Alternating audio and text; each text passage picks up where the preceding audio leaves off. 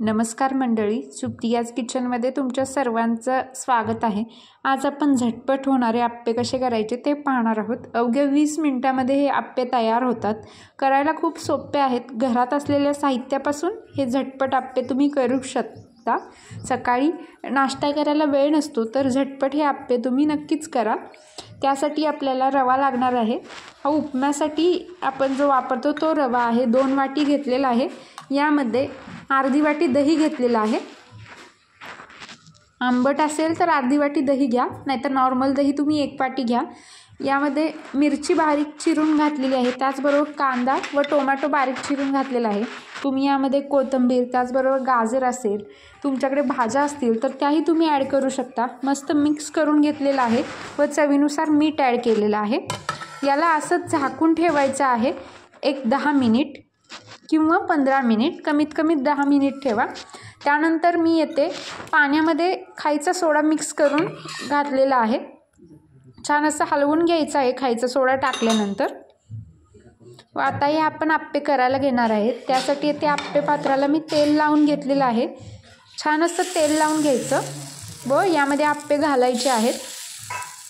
तुम्ही या बॅटरला फोडणीही देऊ शकता, तीळ, जिरे व कढीपत्त्याची।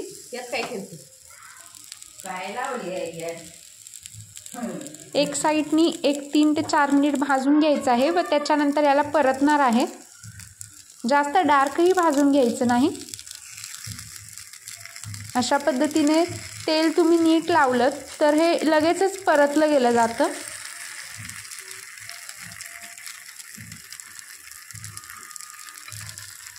सर्व आप्पे परतून घ्यायचे आहेत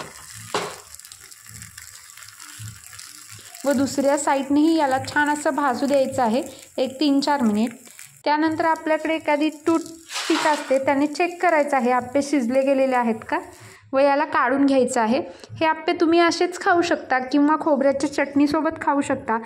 खोबऱ्याची चटणी किंवा शेंगदाण्याची चटणी कशी करायची याच्या व्हिडिओची लिंक मी डिस्क्रिप्शन बॉक्समध्ये देत आहे, तुम्ही नक्कीच चेक करा। व अशाच नवनवीन नाश्त्याच्या रेसिपीचीही लिंक मी डिस्क्रिप्शन बॉक्समध्ये देत आहे।